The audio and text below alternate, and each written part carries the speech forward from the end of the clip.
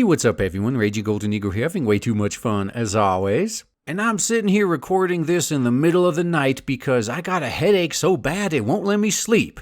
And as bad as I thought I had it, I saw this article and, well, I still have a splitting headache, but at least I'm laughing my way through it now. It's been many months, but once again it is time to revisit a favorite old lolcow of mine. Evergreen State College cutting dozens of faculty and staff positions. Evergreen State College, that name may sound familiar to some of you guys. I covered it in 2 previous videos, linked in the description box below if you want to get the full story. But before I go into the article, the Cliff Notes version of what happened is a violent student hate mob practically took over the whole school, and then the school just kept bending over for him, and now they're surprised nobody who actually wants to get an education is bothering with them. You know, kind of like what happened with Mizzou, funny enough. And the beginning of this article puts it lightly. Evergreen State College is eliminating dozens of staff positions as it struggles to cope with plummeting enrollment in the wake of the protests that engulfed campus last year. And it's funny how they try to pretend, it's just the protests. No, these weren't just protests. Violent student mobs took over the campus. And these guys just kept bending over for him. That goes above and beyond a protest in my opinion.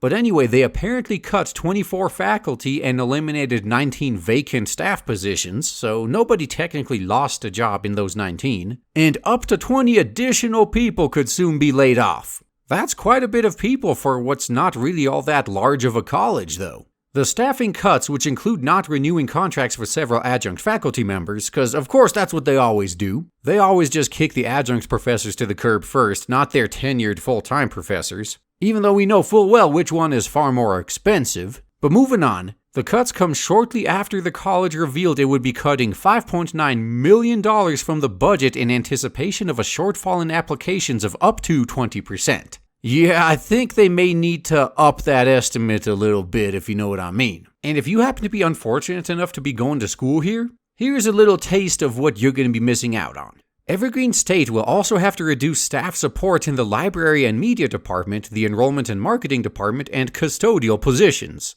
That means dirty bathrooms for everybody. But from what I've heard from the people who are familiar with this school, they're pretty much a hippie school to begin with. So being dirty shouldn't be a problem for them. In addition, the computing and communications department will no longer be able to perform in-house repairs on some technology. And I fail to see how this is a cost-saving measure. Compare the price of Geek Squad to just reformatting your own computer. But I don't know any of the specifics, so I'm not going to rip on them too much for that. And damn, I thought something was off, and my headache must be screwing with my vision because I actually skipped the paragraph right before the one I just read you, which is about twice as hilarious, so I sure as hell am going to go back and get to it. Wouldn't want to leave this gem out. Carmichael warned employees that it is impossible to make a budget cut of such magnitude without affecting some programs and services, noting that the college can't afford things like theatrical productions in the experimental theater. Yeah, this is a little bit of an artsy-fartsy school. And for the record, I got nothing against theater. I'm not interested in it whatsoever myself, but I got nothing against it. But the part that caught my eye here is that it specifies experimental theater, which I'm willing to bet has something to do with smearing period blood and or shit all over everything, feminist scream singing, that type of stuff. Basically, the modern art of theater. Forgive me if I trigger some of you, but I don't believe anything of value was lost here. And to round everything off, let's see if they learned their lesson. Once the budget is under control, he concluded optimistically, the school will be able to focus on the critical initiatives that staff and faculty have identified for revitalizing the college by, for instance, identifying paths of study, launching enrollment recovery initiatives, investing in the first-year experience. How about just getting students ready for in-demand career fields? Oh, that's not an option, is it? Modernizing our marketing program. Oh, you need to clean up your PR problem first.